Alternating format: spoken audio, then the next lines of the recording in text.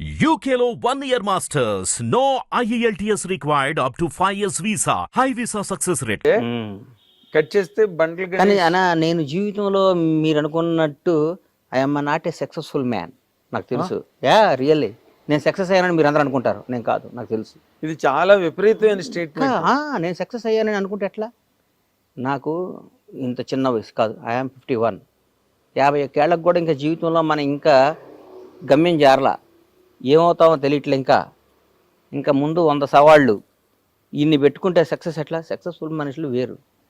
Success అయ్యారంటే ఈరోజు ఒక అచీవర్స్, ఒక చిరంజీవి గారు కానీ, ఒక చంద్రబాబు నాయుడు గారు కానీ, ఒక రేవంత్ రెడ్డి గారు కానీ, పవన్ కళ్యాణ్ గారు కానీ, మా బాస్ పవన్ కళ్యాణ్ గారు కానీ, వీళ్ళందరూ సక్సెస్ఫుల్ మనుషుల జీవితంలో. నేను ఎట్లవుతా? మనం ఇంకా ఒకరిని యాచించే స్థాయిలో ఉన్నప్పుడు అది సక్సెస్ అవుతుందని నేను అనుకోనన్నా. Still I'm in that position. నాకు అది కావాలని అడిగే స్థాయిలో ఉన్నా కాబట్టి నేను కాదు, నేను ఒకరిని శాసించే స్థాయికి వచ్చిన రోజు నాకు సక్సెస్ అయినట్టు. ఆ శాసించే స్థాయి నాకు వస్తుంది, నేను శాసిస్తాను. ఏ రంగంలో అంటారు? అన్ని నేను అనుకున్న రంగంలో నాకు ఇష్టం. సినిమా ఇండస్ట్రీలో మీరు ఆల్రెడీ ఒక స్లాట్ లేదు. పవన్ కళ్యాణ్ కదా సినిమా తీస్తే ఏందంటున్నా? అది ఎంతమంది కలో కదా సినిమా ఇండస్ట్రీ అన్న. ఒకటి గుర్తుపెట్టుకో, పవన్ కళ్యాణ్ అనే ఆయన బండ్ల గణేష్ అనేవాడికి 1 కోటి మంది ఉంటే ఒకరిని సెలెక్ట్ చేసి నాకు అవకాశం ఇచ్చాడు, అయిపోయింది. సినిమా తీయగాలని నేను గొప్ప కాదు, ఆయన నాకు అవకాశం ఇచ్చాడు, అది నా గొప్పతనం, నా అదృష్టం. ఆయన గొప్పతనం నా అదృష్టం. అంతేగాని సినిమా నేను తీసేదండి పవన్ కళ్యాణ్ కదా సినిమా. ఆయన నాకు ఇచ్చిన అవకాశం నేను వాడుకున్నాను. కానీ ఈ రోజుకి కూడా నేను అప్ టు మార్క్ వెళ్ళలేదని నా ఫీలింగ్. నేను కసితో పనిచేయాలి, ఇంకా కష్టపడాలి, పిల్లల్ని బ్రహ్మాండంగా చేయాలి. ఈరోజు ఇండస్ట్రీలో చాలామందిని చూశాను. చాలామంది పిల్లలు సెకండ్ జనరేషన్లో ఎక్కడున్నారు? పెద్ద పెద్ద పిల్లలు సక్సెస్ అవ్వకపోతే మన లైఫ్ ఏంటన్నా? పిల్లలు సక్సెస్ అవ్వకపోతే మన లైఫ్ ఏంటి? కరెక్ట్. ఇప్పుడు పిల్లలు సక్సెస్ అవ్వని వాళ్ళ గురించి మీరు మాట్లాడుతున్నారు. సక్సెస్ అయిన వాళ్ళు ఒక రామ్ చరణ్ గారు, ఒక జూనియర్ ఎన్టీఆర్ గారు, ఒక మహేష్ బాబు, అదృష్టం. అదృష్టమా? 100%. కేవలం అదృష్టమేనా? వాళ్ళ అదృష్టం, వాళ్ళ కసి. రామ్ చరణ్తో వర్క్ చేసే కదన్నా. అవును. చరణ్ అనేవాడు బ్లూ బ్లడ్ అన్న మనిషి, వ్యక్తిత్వం గల్లాడు. అవునా? చిరంజీవి గారి మంచితనానికి దేవుడు కరెక్ట్ కొడుకునిచ్చాడని ఫీల్ అవుతుంటప్పుడు నేను నిజంగా. కరెక్ట్. ఆయన మంచితనానికి మంచి కొడుకునిచ్చాడు దేవుడు అనుకుంటా. డిగ్నిటీ, రాయల్టీకి అది మంచితనం. ఈ ఇండస్ట్రీలో కూడా అన్నా మనం ఊరికే బేసిక్గా జనాన్ని ఊరికి పొగటం అనవసరం, ఎక్కువ పొగడకూడదు. వాళ్ళకి టాలెంట్ ఉంది, వాళ్ళకి దమ్ము ఉంది, వాళ్ళకి అన్నీ ఉన్నాయి, కలిసి వచ్చినాయి అనుకోవాలి. కానీ ఊరికి అబ్బబ్బబ్బో నువ్వు ఇంద్రుడివి, నువ్వు చంద్రుడివి, నువ్వు మామూలుడివి కాదు, నీలాంటి పుట్టక ఇంకోటి పుట్టడు, నీలాంటి పుట్టక ఇంకొకటి పుట్టడు, నువ్వు పుట్టినప్పుడు నీ జన్మ ధన్యం అయిపోయింది, ఇవన్నీ మాటలు ట్రాష్ అని నేను ఫీల్ అవుతున్నా. అనవసరం. మనతో వాళ్ళకి అవసరం కల్పించుకునే విధంగా మనం పెరగాలి. ఈ బండ్ల గణేష్ ఉంటేనే ఈ ప్రాజెక్టు న్యాయం చేస్తాడ్రా అన్న స్థాయిలో మనం ఉండాలి. ఈ పని చేయాలంటే బండ్ల గణేష్ ఉంటేనే బాగుంటుందిరా అనే ఆలోచన వాళ్ళకి కలిగే విధంగా మనం పెరిగితేనే మన సక్సెస్. కానీ సార్ మీరు ఎంత పొడుగు సార్, మీరు నడిస్తే అద్భుతం సార్ అంటే చాలామంది ఉన్నారు. చాలామంది హీరోల దగ్గర చిన్న చిన్న వేషాలు వేసి పొగిడేవాళ్ళు చాలామంది ఉన్నారు. వాళ్ళ జీవితం నా జీవితం ఒకటి పొగడతకి ఉండకూడదని నా నమ్మకం. నేను పొగిడించుకునే స్థాయిలోకి రావాలని నా ఆశ. వస్తా అన్న కాదు అంటే ఇంకా మీరు పొగిడించుకునే స్థాయిలోకి రాలేదు. ఎక్కడ వచ్చానన్నా? నిజంగా మాట్లాడతాం. ఇదేం అచీవ్మెంట్? ఇది అచీవ్మెంటా? మీతో పాటు అవన్నీ అనవసరం. నా చిరంజీవి గారితో పాటు ఇండస్ట్రీకి వచ్చిన వాళ్ళు, పవన్ కళ్యాణ్ గారితో పాటు హీరోలుగా వచ్చిన వాళ్ళు, రేవంత్ రెడ్డి గారితో పాటు రాజకీయాల్లోకి వచ్చిన వాళ్ళు, చంద్రబాబు నాయుడు సమకాలికులు. చంద్రబాబు నాయుడు గారితో చాలామంది సమకాలికులు ఉన్నారు, రిటైర్డ్ అయిపోయారు, చనిపోయారు. ఆయన ఫస్ట్ టైం ముఖ్యమంత్రిగా ప్రమాణ స్వీకారం చేసినప్పుడు ఆయన మంత్రివర్గం ఫోటోలు చూడండి ఎంతమంది ఉన్నారు. ఇప్పుడు సెకండ్ టైం చేసినప్పుడు ఎంతమంది ఉన్నారు, థర్డ్ టైం చేసినప్పుడు ఇప్పుడు ఎంతమంది ఉన్నారు. Still today is young man, is fighter. Pavan Kalyan garu ఆయనతో పాటు హీరోలుగా జనరేషన్ ఆ టైంలో 25 ఏళ్ళు అక్కడమ్మ ఇక్కడ అబ్బాయి. ఇప్పుడు నేనేగా ప్రత్యక్ష సాక్షిని. సుస్వాగతం దగ్గర నుంచి ఆయనతో పాటు ప్రయాణించినాను కదా. ఆయనతో పాటు ఎంతమంది వచ్చారు, ఎంతమంది ఉన్నారు? ఎవరయ్యారు? పవన్ కళ్యాణ్ పడయ్యాడు. చిరంజీవి గారు తమ్ముడు అయ్యాడంటే ఎట్లా? చిరంజీవి గారు తమ్ముడు లేరా? చిరంజీవి గారు చాలామంది లేరా? చిరంజీవి గారు బంధువులు లేరా? ఎందుకు? పవన్ కళ్యాణ్ చిరంజీవి గారిని కూడా తలదన్నే స్థాయికి వెళ్ళాడు. నిజంగా మాట్లాడుకోవాలి అంటే నేను మనస్పాటి నాకు పవన్ కళ్యాణ్ కాదు, ఆ స్టేజెస్ లో కూడా చిరంజీవి గారు కూడా ఆశ్చర్యపోయిన సందర్భాలు ఉన్నాయిగా. పవర్ స్టార్ అని అరుస్తుంటే అమ్మమ్మ చిరంజీవి గారు గ్యాప్ ఇచ్చి మాట్లాడకుండా నేను కూడా అంటే పవన్ కళ్యాణ్ గారి మీద కూడా నేను నా జీవితంలో ఒక ఈడు అద్భుతం ఆహాహా అని పొగడకూడదు అనే డెసిషన్ తీసుకున్నాను నేను. ఎందుకు పొగడాలన్న మనం పొగిడించుకునే స్థాయికి రావడానికి ప్రయత్నం చేయాలి. అంటే మీరు ఒకరిని ఆ విధంగా చాలా అలంకారప్రాయంగా మీరు పొగిడిన సందర్భం ఒక్కసారి నేను చూశాను, అది పవన్ కళ్యాణ్ గారిని పొగడపోతే నాది బతుకు కదన్న. పొగడపోవటం అంటే ఆయన మీద నా కృతజ్ఞతను ఎల్లబొట్టకపోతే నేను బండ్లా నాగేశ్వరరావు బండ్లా సీతకు పుట్టానన్న జీవిత సత్యం ఎంత నిజమో, మా తల్లిదండ్రుల పేరు ఎంత నిజమో, పవన్ కళ్యాణ్ అనేవాడు కృతజ్ఞతగా ఉండటం అంత నిజం. అది జనం అనుకోవచ్చు, పవన్ కళ్యాణ్ పొగుడుతున్నాడు రా, అది నేను అవసరం లేదు. నా జీవితం నువ్వు ఎప్పుడైనా చెక్ చేసుకో అన్న. నేను ఎవరైనా సింహభాగాన ఉన్నప్పుడు వాడితో గొడవపడుతుంటా. రాష్ట్రాన్ని శాసిస్తున్నారు, కనుసైగితో శాసిస్తున్న టీఆర్ఎస్ ప్రభుత్వం మీద ఎదిరినాడు నేను. అవును, భయం, పొగడలేదు ఎప్పుడు, నెవర్. నా ప్రాణం పోవటానికై నేను సిద్ధపడతా, నేను పొగను. నేను కాంగ్రెస్ దాదాపు మీరు 2004 2003 బొత్సన్న 2004 అప్పుడు అంతకుముందు నేను 2000 నుంచి నేను వాళ్ళతో సన్నిహితంగా ఉన్నా. 2000 నుంచి నన్ను చూశారు మీరు. అవును, నేను ఏ రోజైనా పార్టీ మారానా? ఏం లేదు. 2009లో చిరంజీవి గారు పార్టీ పెట్టినప్పుడు కూడా చిరంజీవి గారు అంటే ఇష్టం, నేను పార్టీ మారానా? మారలేదు. ప్రజారాజ్యంలోకి వచ్చానా? డిస్కషన్ కూడా జరిగింది. నేనేమన్నా నేను రానన్నా, నేను కాంగ్రెస్లోనే ఉంటానని చెప్పాను. నాకు ఇష్టం కాంగ్రెస్ అంటే. ఈ రోజు కూడా చెప్తున్నా, పవన్ కళ్యాణ్ అని ఆయన పార్టీ పెట్టి వాస్తవం చెప్తున్నా, పవన్ కళ్యాణ్ గారు నాకు ఇక అంతకంటే అల్టిమేట్ ఎవరు లేడు. ఆయన జనసేన పార్టీ పెట్టినప్పుడు నాకేమాత్రం మనస్సాక్షికి నేను క్వశ్చన్ చేసుకుంటే నేను ఎవరి దగ్గర పనిచేయాలన్నా, ఎవరితో తిరగాలి, నిజం చెప్పు. పవన్ కళ్యాణ్ గారితో కదా, అన్డౌటెడ్ కదా, దాంట్లో డౌట్ ఇంకేమైనా ఉందా? డౌట్ తేడా ఉందా? ఏం లేదు. నేను ఎందుకు వెళ్ళలేదంటే నా మనస్సాక్షిని, నా ఇష్టాన్ని, నా ప్రేమని, కాంగ్రెస్ పార్టీ మీద నా అభిమానం డామినేట్ చేసి ఆయన బాగుండాలి, ఆయన అక్కడ కింగ్ అవ్వాలి, కానీ నేను కాంగ్రెస్ పార్టీలో ఉండాలి. దానికి తెలుసు. దానివల్ల నేను అక్కడ పోతే నన్ను అందల మీద పెట్టేవాడు ఆయన. 100% అందలం మీద పెట్టేవాడు, అందలం మీద పెట్టుకునేవాడు. అవును, రారా అనేవాడు, కూర్చోబెట్టుకునేవాడు. నాకు వేరుగా ఉండేది. నాకు అవన్నీ త్యాగం చేశాను నేను బికాజ్ ఆఫ్ కాంగ్రెస్ పార్టీ. అట్లాగే చంద్రబాబు నాయుడు గారు అరెస్ట్ చేశారు. తెలుగు జాతి మొత్తం ఉలిక్కి పడిపోయింది పాపం. ఆయనతో లబ్ధి పొందారు జనం అందరూ. చంద్రబాబు గారు పాపం ఆయన 14 ఏళ్ళు ముఖ్యమంత్రిగా ఉన్నప్పుడు ఆయన్ని పొగిడారు, అది చేశారు, ఇది చేశారు. అసలు ఆయన అద్భుతం అన్నారు, ఇదన్నారు. ఆయన జైల్లో చేస్తే వాళ్ళందరూ నమ్మే భగవంతుడి మీద, వాళ్ళకి జన్మనిచ్చిన తల్లిదండ్రుల సాక్షిగా, వాళ్ళ బిడ్డల సాక్షి చెప్పమను, ఎంతమంది బయటకు వచ్చి ఆయన మద్దతుగా నిలిచారు? ఎవరు లేరు. ఒక్కళ్ళు చెప్పండి. ఏదో మొసలి కన్నీళ్ళు, లేకపోతే దొంగతనంగా, అది కూడా నోరు తెరిచి ధైర్యంగా ఎవరు మాట్లాడారు? పవన్ కళ్యాణ్. తర్వాత నేను మాట్లాడాను. ఎస్, కేబీఆర్ పార్క్లో బయటకు వచ్చా, నాకు తెలియదు, వాక్ చేసుకుంటూ బయటకు వచ్చా. ఎవరో పాపం పిల్లలు వచ్చారు, వచ్చి కళ్యాణ్ బాబు పవన్ సేవ్ డెమోక్రసీ అది ఇదని పెట్టారు. అప్పుడే మెట్రో రైల్లో చేస్తుంటే అంతకు ముందు రోజు టీఆర్ఎస్ పార్టీ వాళ్ళు ఎవరో ఇక్కడ చేయడానికి వీల్లేదు, కేటీఆర్ గారే మర్చిపోయా, వెళ్ళి మీ ఊళ్ళల్లో చేసుకోండి, ధర్నాలు మీ ఊర్లలో చేసుకోండి అని వ్యంగ్యంగా మాట్లాడారు. చంద్రబాబు నాయుడు గారిని అరెస్ట్ చేసి నా కడుపు రగిలిపోయింది. అంటే అధికారం ఇట్లా మాట్లాడిస్తుందా? అధికారం, ప్రజాస్వామ్యం, పెద్ద పెద్ద రాజ్యాలే వెళ్ళిపోయినరా? ఏంది ఇది? జనం ఓటేస్తే గెలిచిన ఇళ్ళు, జనం గెలిపించిన ఇళ్ళు, మేమే రాజులో ఉన్న ఫీలింగ్ ఇస్తారని బయటకు వచ్చి మన ఊళ్ళలో వెళ్ళి చేయండి, ధర్నాలో పనిచేయండి. బాధ్యత నేను చెప్తున్నా, చంద్రబాబు నాయుడు అని ఆయన మళ్ళీ ముఖ్యమంత్రి అవుతాడు, దేశాన్ని శాసిస్తాడు, రాష్ట్రాన్ని వెళ్తాడని చెప్పా. కేబీఆర్ పార్క్ దగ్గర బయటకు వస్తాడు, చంద్రబాబు నాయుడు బయటకు వస్తాడు, ఈ రాష్ట్రాన్ని వెళ్తాడు, దేశాన్ని శాసిస్తాడని చెప్పాను. నోటితో 2 అయ్యేసరి గుర్తుపెట్టుకొని జరుగుతున్నాయి. అది క్యారెక్టర్. తర్వాత నేను చంద్రబాబు గారిని కలవలా, కలవలేదు. నాకేం పని అన్న? సందర్భం వచ్చినా కూడా నేను కలవను, నాకేం పని? ఒకడు అధికారంలో ఉన్నప్పుడు వెళ్ళి ప్యాంపరింగ్ చేయకూడదన్నా, కష్టాలు ఉన్నప్పుడు తోడుగా నిలబడాలి. మొన్న ఒక మధ్య ఒక ఆయన షాద్నగర్లో మా థియేటర్ కాడ ఇక్కడ కూర్చున్నా, అన్న టీఆర్ఎస్ వాళ్ళని బాగా తిట్టన్నా అన్నాడు. నేను తిట్టను అన్నా. ఎందుకు తిట్టాలను? దానివల్ల నాకు బెనిఫిట్ ఏంటి, ఎందుకు తిట్టాలి, నా మనసుకు నచ్చాలి కదా. ఒకటి గుర్తుపెట్టుకోరా సీను, మనిషి కష్టాల్లో ఉన్నప్పుడు, డిప్లో ఉన్నప్పుడు వాడిని పొడవకూడదు. వీలైతే వాడు చెయ్యి, నచ్చపోయాడు వాడు జోలికి వెళ్ళమాక. వాడు ఓడిపోయిన వాడిని, కష్టాల్లో ఉన్న వాళ్ళని నువ్వు ఎదవ్వి, నువ్వు దొంగవి, నువ్వు అది ఇది, వాడు పవర్ లేనప్పుడు పావులు తీసేసిన కూరలు తీసేసిన పావుని ఏ అంటే ఎట్లా? నల్లమ్మల అడవిలో ఒక కింకోపురం తీసుకొచ్చి దన్నాను.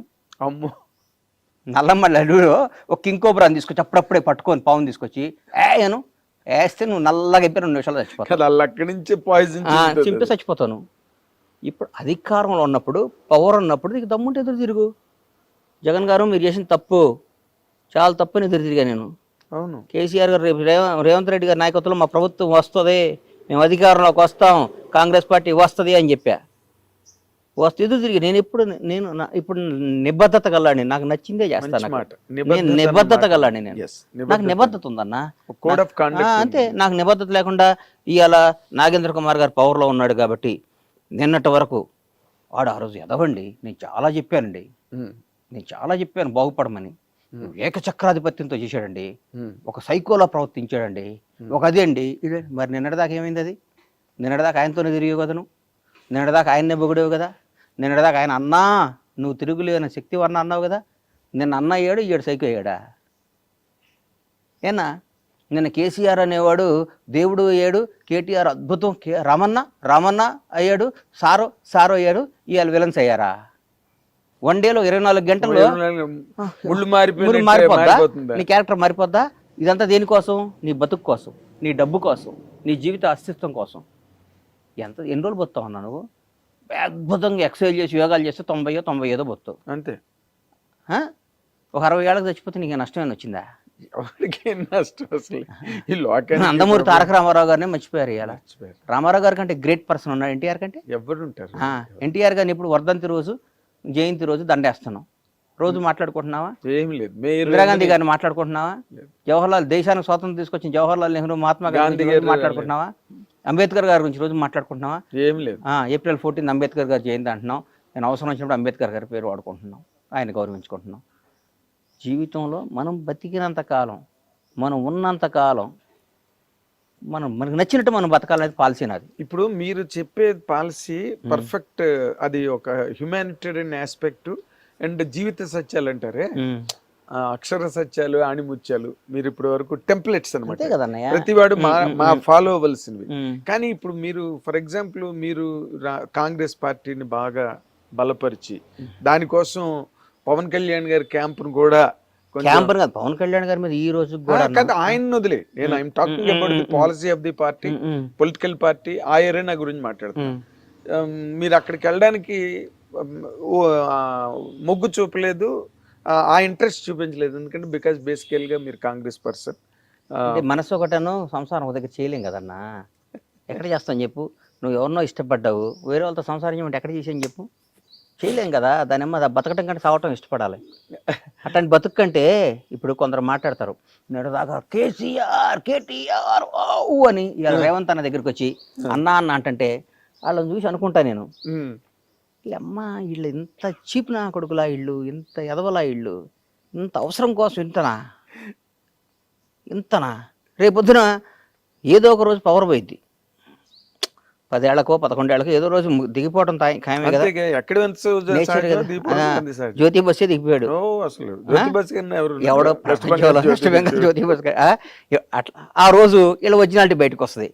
మేము చెప్పామండి, ఆ రోజు విన్నారా అండి అంటారు నా కొడుకులు. మేము మాత్రం ఎప్పుడు కాంగ్రెస్ పార్టీని, రేవంత్ రెడ్డి గారిని ఇష్టపడతాను. నేను ఒక్క మాట అడుగుతాను, 100 అడుగన్నా.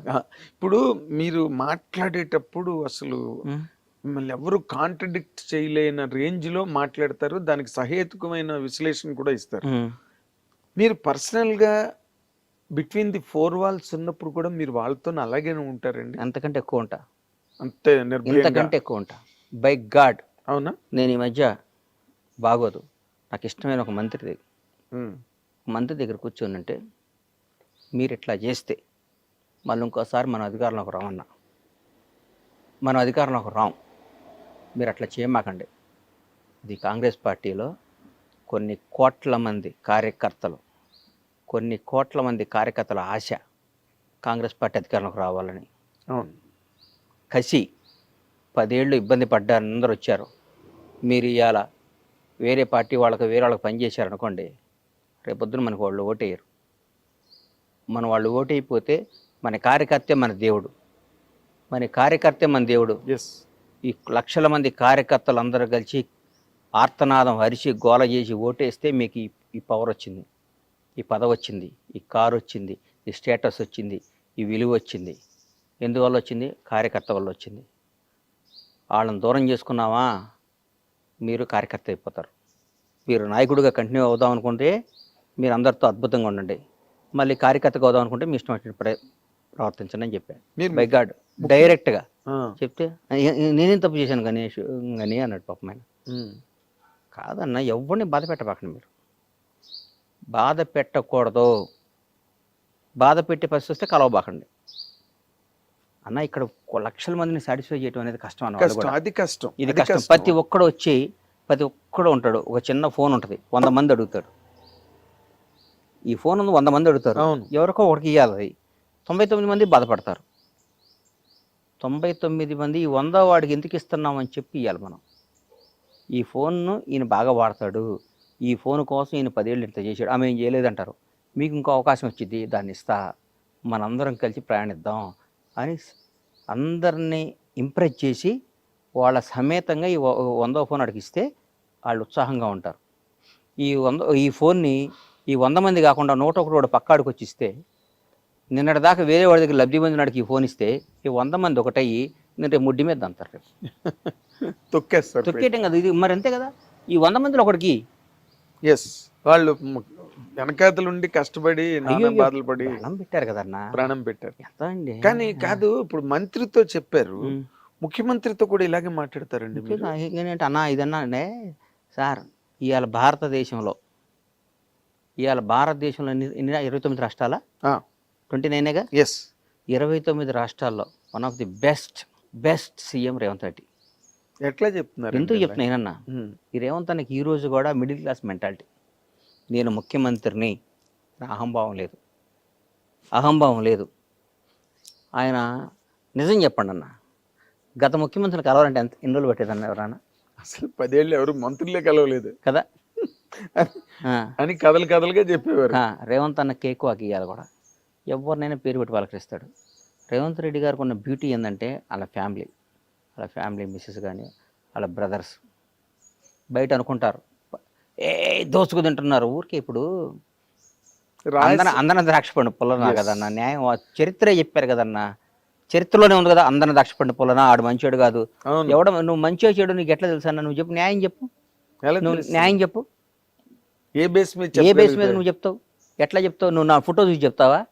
బండ్లా గణేష్ అన్నోడు నీకు పరిచయం లేదు, బండ్లా గణేష్ అన్నోడు నీకు తెలియదు, బండ్లా గణేష్ అన్నోడు ఎవడో గురించో ఎక్కడో విన్నావు. నాకు బండ్లా గణేష్ మీద మంచి అభిప్రాయం లేదండి. వాడికో, వాడి తాతకో, వాడి జేజమ్మకో, వాడి అమ్మకో, వాడి అక్కకో, వాడి భార్య పిల్లకో ఒక 10 పైసలు అన్యాయం చేసినట్టు కానీ, 10 పైసలు వాడికి నష్టం చేసినట్టు కానీ, ఒక చిన్న వాడి దగ్గర ఒక మంచినీళ్ళు తాగినట్టు కానీ నిరూపించు, వాడితో మాట్లాడినట్టు కానీ. నేను చెప్తున్నా ఉదాహరణ, మన ఊరికి తెలియకుండా పేపర్లో చూసి అభిప్రాయం చెప్పడం ఈజీ అన్న. పెట్టుబడి ఉంది. ఆయన నాగేంద్ర కుమారు ఆడు పెద్ద ఎదవండి అంటారు, నీ గురించి నాకు తెలుసు. What are you? I know last 30 years. మాట్లాడటం ఏముందన్న? పెట్టుబడి దానికి డబ్బు పెట్టి కొనాలి కార్డు. నువ్వు పెద్ద బూత్ తిట్టాలంటే 1000 రూపాయలు పెట్టి కొనాలి, ఇంకా భయంకరమైన బూత్ తిట్టాలంటే 1,00,000 రూపాయలు పెట్టి టోకెన్ కొనాలి అని రూల్ పెట్టమను. ఎప్పుడు ఎవరిని తిట్టడు, ఒక టోకెన్ పెట్టమనన్నా. నీకు అర్థం కాలేదా? వాడికి అతి భయంకరమైన తల్లిదండ్రులు తిట్టాలంటే 1,00,000 రూపాయలు పెట్టి టోకెన్ కొనాలి, రీఛార్జ్ చేయాలి. ఫోన్ చేస్తే ఆ బూత్ వల్ల ఛార్జ్ దిగిపోద్ది, కరెంట్ మీటర్కి ఛార్జ్ చేసినట్టు చెగిపోద్ది. మనం తిట్టే బూతుల వల్ల మన బ్యాంక్ బ్యాలెన్స్ తగ్గిదని రూల్ పెట్టమని, కట్ అయిపోద్దని బట్టి. ఎవడన్నా తిడతాడా సార్? ఎవడన్నా పొగిడితేనే బ్యాంక్ బ్యాలెన్స్ పెరుగుతుంది, ఎవడన్నా తిట్టినా బ్యాంక్ బ్యాలెన్స్ తగ్గిపోద్ది అంటే ప్రతి ఒక్కడు. నాగేంద్ర కుమార్ గారు సాక్షాత్తు శ్రీరామచంద్రుడి వంశంలో పుట్టారండి. ఆయన నడక రాముడి కన్నా సీతాదేవిని డౌట్లో పడి మళ్ళా అరణ్యవాసం పంపించాడు సీతాదేవిని శంకించి నాగేంద్ర కుమార్ అంతకంటే గొప్పవాడండి అంటారు. బ్యాంక్ బ్యాలెన్స్ పెరగటం కోసం పెరుగుతుంటుంది ఇక్కడ. ప్రపంచాన్ని శాసిస్తుంది డబ్బు అన్న. నాగేంద్ర గుర్తుపెట్టుకో, ఇవన్నీ ఊరికే టైం పాస్ నా కొడుకులు అందరూ. పెట్టుబడి లేదు కాబట్టి. ఇందాక మాట మాత్రం సూపర్. నువ్వు చిన్న బూత్ తిట్టాలంటే 10,000, పెద్ద బూత్ తిట్టాలంటే ₹1,00,000, అందరినీ కలిపి తిట్టాలంటే 10 లక్షలు ఛార్జ్ అని పెడితే అసలు ఈ బూతులే మర్చిపోతారు. బూతులు మర్చిపోవడం కాదు అసలు, అంతా మనది ఒక అద్భుతమైన దేశం. స్వామి బాగున్నారా, మీరు ఎంత మంచివాళ్ళు అండి అని వెళ్ళి పక్కన చెక్ చేసుకుంటాడు, నేను బ్యాలెన్స్ పెరిగిందా అని. అడు ఇన్నర్ వాయిస్ బయటకి ఎందుకు వస్తాడు? అమ్మ నా కొడుకులు, వీళ్ళకి ఏందన్న జీవితం ఏం తెలుసు అన్న. ఒకరిని విమర్శించడం ఈజీ, చాలా ఈజీ. వాడు ఏందండి, వాడు ఏందండి, వాడు అచీవర్ అండి. కాదండి, ఇప్పుడు మీరు కాబట్టి అడగడం. అనయ్య, ఇప్పుడు చాలా ఈ లౌక్యాలు ఇవన్నీ చాలా అందరిలోని ఉన్నాయి. అందరిలోనే ఉన్నాయి కాదు, ప్రతి ఒక్కళ్ళు ఉందే ఫస్ట్ లౌక్యం. లౌక్యం నా మాటను, ఆ లౌక్యం లేనాడే బండ్ల గణేష్. అదే అంటున్నా నేను అన్నయ్య గుర్తుపెట్టుకోనయ్యా, నా మనసుకి ఏది నచ్చితే అది మాట్లాడతా. అవును, నా మనసుకి ఏది ఇష్టమైతే అది మాట్లాడతా. అవును, అవసరమైతే ఈడు నా అనుకున్నాడు కూడా ఎదురు తిరుగుతా. గుర్తుపెట్టుకో, భవిష్యత్తులో అవి కూడా చూస్తాను. ఈడు నా ప్రాణం అనుకున్నాడు కూడా గొడ్డలు ఇప్పేస్తా నాకు నచ్చకపోతే. నా ప్రాణం అనుకున్నాడు కూడా గొడ్డలు ఇప్పేస్తా నాకు నచ్చకపోతే. నా క్యారెక్టర్ అది. అంతేగాని మనసులో ఒకటి పెట్టుకొని కడుపులో ఒకటి పెట్టుకొని నా ప్రాణం పోయినా చేయను, నా ప్రాణం పోయినా చేయను. నేను ఎట్లయినా బతుకుతా, ఏ స్థాయిలో బతుకున్నది ఎట్లయినా బతుకుతా. నాకు ఆ నమ్మకం ఉంది. ఎవరిని యాచించకుండా నేను బతికినంతకాలం బతికే శక్తి భగవంతుడు నాకు ఇచ్చాడు. ఆత్మను చంపుకోను, మనసును చంపుకోను, మెహర్బానీ కోసమో, ఒకరిని పొగడటం కోసమో, ఒకరిని అన్నా నువ్వు సూపర్ అంటం కోసం నేను బతకను. నా కోసం, నా కుటుంబం కోసం, నాకు నచ్చిన విధంగా. లౌకిక ప్రపంచంలో ఈ వ్యవహారాలు మీరు ఎలా నడుపుతారండి? వ్యాపారాలు చేస్తున్నారు, సినిమాలు తీయబోతున్నారు, ఎలా కాదు అంటే డైరెక్ట్ గా వెళ్ళి ఇష్టం చేసి మాట్లాడేస్తే. నువ్వు తప్పు చేస్తే కూడా నేను పొగడమంటావా ఏంది? నువ్వు తప్పు చేసావన్నా, నువ్వు నచ్చలేదు, నేను నిన్ను విపరీతంగా ప్రేమించానన్నా, 4-5 సార్లు ప్రేమిస్తా అన్నావు అనుకో, 5వ సారి తీసి నోట్లో పెడతా. నీకు అర్థం కదా? నేను విస్తరించి నా ఇచ్చిన ప్రేమ నువ్వు తీసుకోకపోతే నేను దూరం, తీసుకోకపోతే వదిలే, నీ దగ్గర రాను, నీ దగ్గర నేను రానన్నా, రావడానికి ఇష్టపడను. కానీ నువ్వు నన్ను గెలకాలని ప్రయత్నించో, నన్ను ఎక్కడన్నా మాట్లాడేవు అనుకో, నేను బతకనిస్తానా అన్న? నువ్వు ఎవడవైనా కానీ నిన్ను బతకనిస్తానా? అసలు ప్రశ్న లేదు. నిన్ను బతకని సంఘటనలు కూడా నాకు తెలుసు కాబట్టి బతకని నేను. అయ్యో